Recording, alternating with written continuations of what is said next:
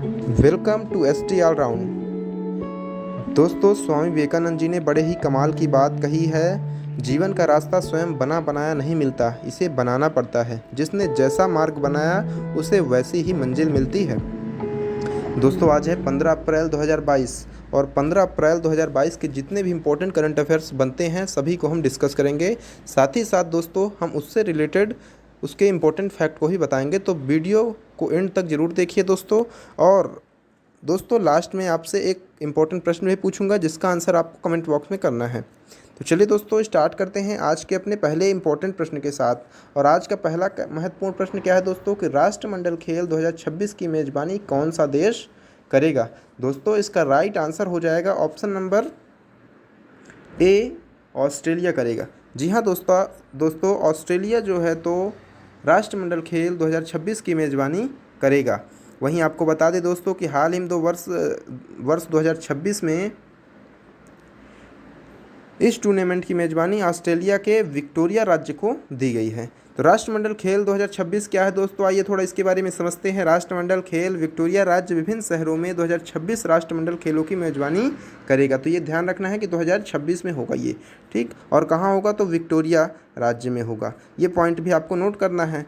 अच्छा दोस्तों, बताइए राष्ट्रमंडल खेल, अभी तक हम बात करें ऑस्ट्रेलिया की, तो ऑस्ट्रेलिया में दोस्तों 5 बार राष्ट्रमंडल खेल आयोजित किए जा चुके हैं। वहीं दोस्तों कब कब हुए आयोजित, तो 2006 में राष्ट्रमंडल खेलों का आयोजन करने का मौका मिला ऑस्ट्रेलिया को।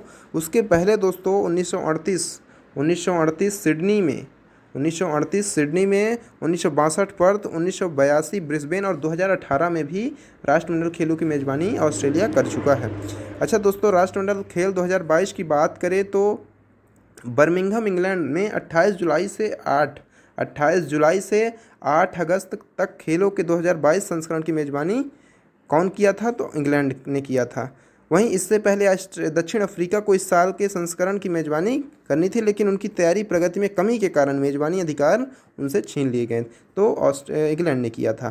तो ये पॉइंट आपको नोट करना है दोस्तों। आगे बढ़ते दोस्तों, अगला क्या है प्रश्न। अगला प्रश्न से पहले हम बढ़ेंगे जीके बूस्टर की ओर। और आज का हमारा इंपॉर्टेंट जीके बूस्टर है दोस्तों, फल और सब्जियों के रंग के किस कारण इनका रंग लाल, पीला या जो भी रहता है। तो आइए दोस्तों एक एक कर हम इनको समझते हैं। सबसे पहले दोस्तों आ जाएगा हमारा टमाटर का लाल रंग। टमाटर का दोस्तों लाल रंग जो होता है ये लाइकोपिन के कारण होता है।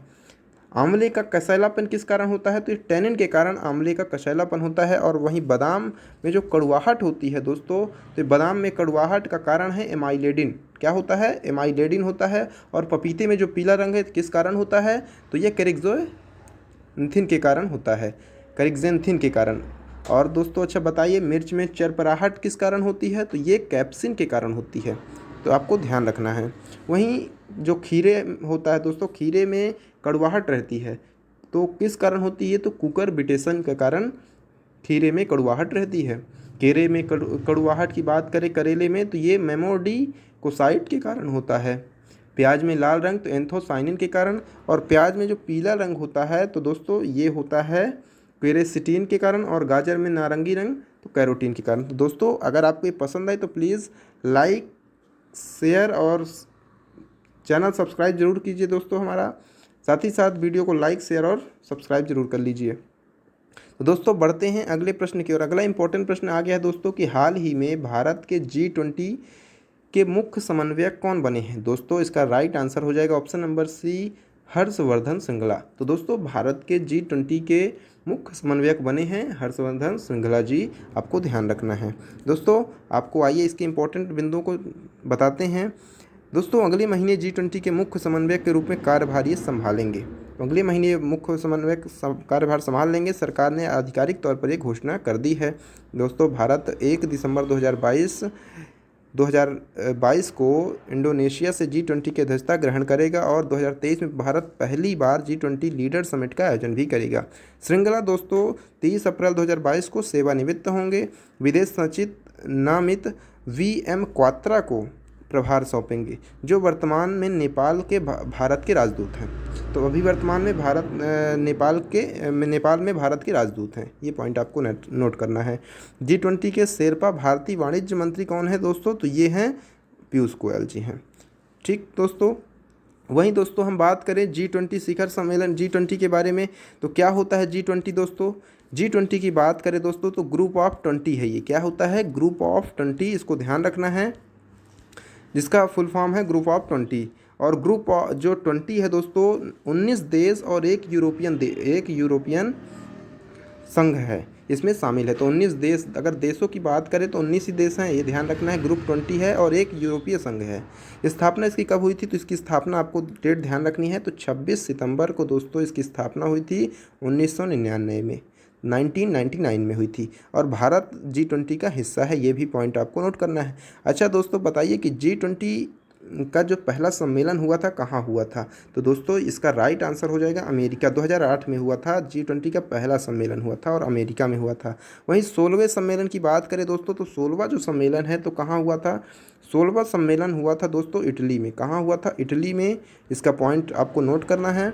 अच्छा दोस्तों, बताइए जो 17वां सम्मेलन हुआ था ये कहाँ हुआ था? तो ये इंडोनेशिया में हुआ था। इंडोनेशिया में 16वां के बाद 17वां ही हुआ था इंडोनेशिया। और 18वां G20 जो हुआ तो दोस्तों ये भारत में हुआ था। तो आपको नोट करना है कि भारत में कौन सा सम्मेलन हुआ G20 का? तो 18वां सम्मेलन हुआ है। वहीं दोस्तों कुछ और इम्पोर्टेंट प्रश्नों की बात करें हम G20 के संबंधित या इस प्रश्न से संबंधित, तो आपको ध्यान रखना है कि इस प्रश्न से अच्छा बताइए, आपको कुछ प्रमुख नियुक्तियों के बारे में आपसे प्रश्न करने वाला हूं। जैसे सेबी की पहली महिला अध्यक्ष कौन है दोस्तों?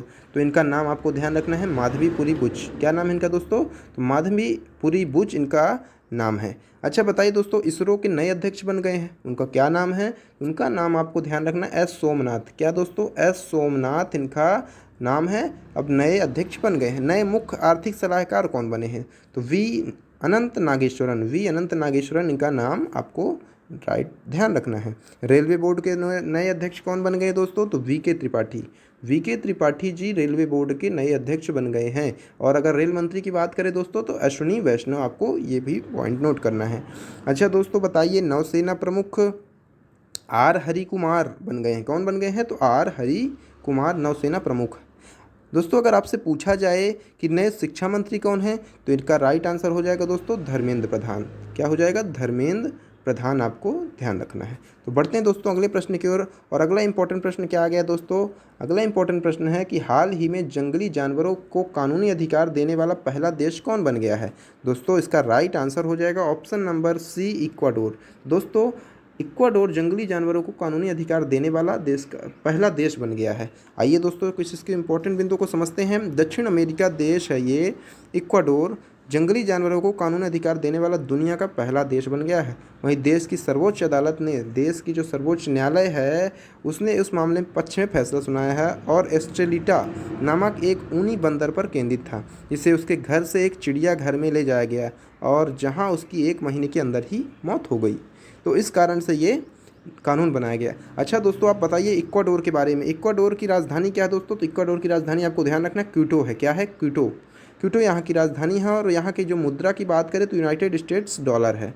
और राष्ट्रपति कौन है? तो गिलर्मो लासो यहाँ के राष्ट्रपति हैं। आपको ये पॉइंट नोट करना है। अच्छा दोस्तों, आइए कुछ इंपॉर्टेंट प्रश्नों को आपसे पूछते हैं और आपको उसका आंसर भी हम बताएंगे। दुनिया में पहले से संबंधित, क्योंकि बात आई है दोस्तों दुनिया का पहला, विश्व का पहला। दोस्तों सबसे पहले अच्छा बताइए, दुनिया की पहली पूरी तरह पेपरलेस सरकार बनी है तो कहाँ की सरकार बनी है? तो दोस्तों इसका राइट आंसर आपको ध्यान रखना है, यूएई की सरकार बनी, संयुक्त अरब अमीरात सरकार जो पूरी तरह से पेपरलेस सरकार बन गई है। दुनिया का 3D प्रिंटेड स्टील पैदल यात्राई पुल कहाँ है? तो दोस्तों ये एम्स्टर्डम में है। एम्स्टर्डम में आपको ध्यान रखना है। और अंतरिक्ष में शूट होने वाली विश्व की पहली फिल्म कौन सी है? तो ये जर्मनी, कौन सी है दोस्तों? फिल्म जर्मनी है। अगर दोस्तों आपसे पूछा जाए कि दुनिया की पहली स्वचालित और चालक रहित ट्रेन कौन है? तो दोस्तों इसका नाम है दुबई। क्या है? दुबई। ये पॉइंट नोट करना है। दुनिया का सबसे बड़ा रेत का महल दोस्तों कहाँ बना है? तो आपको ये ध्यान रखना है, डेनमार्क में बना है। कहाँ बना है दोस्तों? डेनमार्क में दुनिया का पहला रेत का महल बना है। ठीक है फ्रेंड्स, आगे बढ़ते हैं। अगला प्रश्न क्या है दोस्तों? अगला प्रश्न है कि हाल ही में किन शहरों को 2021 tree city of the world के रूप में मान्यता मिली है? दोस्तों इसका राइट आंसर हो जाएगा ऑप्शन नंबर ए, हैदराबाद। दोस्तों हैदराबाद को 2021 tree city of the world के रूप में मान्यता दी गई है। आइए दोस्तों इसके बारे में समझते हैं कुछ इसके इंपॉर्टेंट फैक्ट को। दोस्तों संयुक्त राष्ट्र खाद्य और कृषि संगठन FAO जो है तो ऑर्बर डे फाउंडेशन ने संयुक्त रूप से मुंबई हैदराबाद को 2021 tree city of the world 2021 के रूप में मान्यता दी है। 2 भारतीय शहरों ने स्वस्थ, लचीला और खुशहाल शहरों के निर्माण में शहरी पेड़ों और हरियाली को उगाने के और बनाए रखने की प्रतिबद्धता के लिए मान्यता प्राप्त की है। दोस्तों वहीं आपको बता दें कि हैदराबाद को लगातार दूसरे वर्ष मान्यता दी गई है। 2021 में भी हैदराबाद भारत का एकमात्र शहर था जिसे 2020 tree city of the world के रूप में मान्यता दी गई थी। तीसरे संस्करण में दोस्तों हैदराबाद और मुंबई के अलावा 21 देशों के 136 अन्य शहरों को भी मान्यता दी गई है। तो ये पॉइंट आपको नोट करने हैं दोस्तों। आगे दोस्तों बता दें आपको एक कार्यक्रम के बारे में। तो संयुक्त राष्ट्र जो ट्री सिटी ऑफ द कार्यक्रम है, ये जो tree city of the world कार्यक्रम के दौरान अपने शहरी वन के प्रति समुदायों के समर्पण की दिशा, सहायता और विश्वव्यापी मान्यता प्रदान करता है और एक स्वस्थ, टिकाऊ शहरी वानिकी के लिए ढांचा उपलब्ध करवाता है। दोस्तों यूएन में जो FAO है तो इसके मुख्यालय कहाँ है FAO का? तो रोम। इसके FAO का मुख्यालय है रोम, जो कि कहाँ है दोस्तों? रोम इटली में है, आपको ध्यान रखना है। इसकी स्थापना हुई थी दोस्तों 16 अक्टूबर 1945 में। आपको ये पॉइंट भी नोट करने हैं। तो बढ़ते हैं दोस्तों अगले प्रश्न की ओर। अगला इंपॉर्टेंट प्रश्न क्या है दोस्तों कि हर साल सियाचिन दिवस कब मनाया जाता है? दोस्तों इसका राइट आंसर हो जाएगा 13 अप्रैल को। जी हाँ दोस्तों, भारतीय सेना हर साल 13 अप्रैल को सियाचिन दिवस सेलिब्रेट करती है ऑपरेशन मेघदूत के तहत। यह दिन दोस्तों ऑपरेशन मेघदूत के तहत भारतीय सेना के साहस स्मृति के दिवस में मनाया जाता है। यह दिवस दुश्मन के से सफलतापूर्वक अपनी मातृभूमि की सेवा करने के वाले सियाचिन योद्धाओं को भी सम्मानित करता है। वहीं 38 साल पहले सियाचिन की बर्फीली ऊंचाइयों पर कब्जा करने के लिए अपने प्राणों की आहुति देने वाले सैनिकों को श्रद्धांजलि देने के लिए सियाचिन दिवस मनाया जाता है। वहीं दोस्तों बात करें सियाचिन ग्लेशियर के बारे में। सियाचिन ग्लेशियर पृथ्वी पर सबसे ऊंचा युद्ध का मैदान है। सबसे ऊंचा युद्ध का मैदान है सियाचिन ग्लेशियर, जहां भारत और पाकिस्तान 1984 से रुक रुक कर लड़ते रहे हैं। दोनों देश 6000 मीटर से लगभग 20,000 फीट से अधिक की ऊंचाई है और इस क्षेत्र में एक सैन्य उपस्थिति बनाई गई है। इस दुर्गम इलाके में 2000 से अधिक सैनिक ज़्यादातर मौसम की चरम सीमा और पर्वतीय युद्ध के प्राकृतिक खतरों के कारण ही मारे जाते हैं। दोस्तों इस कारण से क्या मनाया जाता है? सियाचिन दिवस। अच्छा दोस्तों आइए कुछ महत्वपूर्ण दिवस की बात करते हैं। सबसे पहले दोस्तों 9 जनवरी। 9 जनवरी को दोस्तों क्या मनाया जाता है? तो प्रवासी भारतीय दिवस मनाया जाता है। 10 जनवरी की बात करें तो 10 जनवरी को आपको ध्यान रखना है विश्व हिंदी दिवस मनाया जाता है। 24 जनवरी को क्या मनाया जाता है? तो 24 जनवरी को राष्ट्रीय बालिका दिवस मनाया जाता है और 25 जनवरी को राष्ट्रीय मतदाता दिवस 25 जनवरी को मनाया जाता है। और 10 फरवरी की बात करें तो 10 फरवरी को क्या मनाया जाता है? National deworming day. 28 फरवरी को राष्ट्रीय विज्ञान दिवस 28 फरवरी को और 8 मार्च को अंतर्राष्ट्रीय महिला दिवस मनाया जाता है। अब बढ़ते हैं अपने अगले प्रश्न की ओर। अगला प्रश्न क्या है कि IPL के इतिहास में सबसे तेज 100 छक्का लगाने वाले बल्लेबाज कौन बन गए हैं? तो इसका राइट आंसर हो जाएगा ऑप्शन नंबर सी, हार्दिक पांड्या। तो हार्दिक पांड्या दोस्तों IPL के इतिहास में सबसे तेज 100 छक्के लगाने वाले पहले भारतीय बल्लेबाज बन गए हैं। उन्होंने 1046 गेंद खेलकर 100 छक्का लगाया। 1046 गेंद खेली और 100 छक्का लगाया। इससे पहले ये कारनामा ऋषभ पंत ने किया था, जिन्होंने इससे ज़्यादा गेंदें लगभग 1200 के आसपास गेंदें खेली थी। अच्छा दोस्तों सबसे कम गेंद खेलकर छक्का लगाने वाले क्रिकेटर कौन हैं? तो इतिहास में 100 छक्के लगाने वाले क्रिकेटर आंद्रे रसेल, जिन्होंने 657 गेंदों में ही 100 छक्के लगाए हैं। और उनके बाद क्रिस गेल का नंबर आता है, जिन्होंने 943 गेंदें ली थी 100 छक्के लगाने के लिए। तो ये पॉइंट आपको नोट करना है। आगे बढ़ते हैं दोस्तों। अगला प्रश्न क्या है? अगला प्रश्न है दोस्तों, भारत के पहले मेड इन इंडिया विमान डोर्नियल 228 ने अपनी पहली उड़ान भरी है। उसका निर्माण किसने किया है? दोस्तों इसका राइट आंसर हो जाएगा option number A, Hindustan aeronautics limited HAL ने। दोस्तों हिंदुस्तान एरोनॉटिक्स लिमिटेड ने मेड इन इंडिया विमान डोर्नियल 228 का इसका पहली जो उड़ान भरी है, इसका क्या किया है? निर्माण किया है। तो ये पॉइंट आपको नोट करना है। वहीं दोस्तों बात आती है HAL की। आइए HAL के बारे में आपको बताते हैं। HAL दोस्तों हिंदुस्तान एरोनॉटिक्स लिमिटेड इसका फुल फॉर्म है। स्थापना दोस्तों इसकी हुई 23 दिसंबर 1940 में। मुख्यालय बेंगलुरु जो कि कर्नाटक में है और इसके चेयरमैन और MD कौन है? तो R माधवन जी हैं। ठीक है फ्रेंड्स, आगे बढ़ते हैं नेक्स्ट प्रश्न की ओर। और अगला इंपॉर्टेंट प्रश्न क्या है दोस्तों कि EY entrepreneur of the year का पुरस्कार किसे सम्मानित किया गया है? दोस्तों इसका राइट आंसर हो जाएगा option number B, Falguni Nair ji को। तो फाल्गुनी नायर जी को दोस्तों एंटरप्रेन्योर ऑफ द 2021 का पुरस्कार दिया गया है। सौंदर्य प्रसाधन की ऑनलाइन बिक्री करने वाली कंपनी की नायक की संस्थापक हैं और सीईओ हैं। इनका किसके सीईओ हैं दोस्तों? तो ध्यान रखना, ऑनलाइन बिक्री करने वाली कंपनी नायका की संस्थापक और सीईओ हैं ये। 2021 में इनको क्या दिया गया? एंटरप्रेन्योर ऑफ द ईयर 2021 दिया गया है। वहीं दोस्तों आगे बढ़ते हैं, कुछ इंपॉर्टेंट और भी महत्वपूर्ण प्रश्न है दोस्तों, इनको भी आपको ध्यान रखना है। जैसे हाल ही में पहला खेलो इंडिया नेशनल रैंकिंग महिला तीरंदाजी टूर्नामेंट कहाँ आयोजित किया हुआ है? तो दोस्तों इसका राइट आंसर झारखंड में हुआ है। हाल ही में लॉयड ने पूर्वी भारतीय बाजारों के लिए किसे अपना ब्रांड एम्बेसडर बनाया है?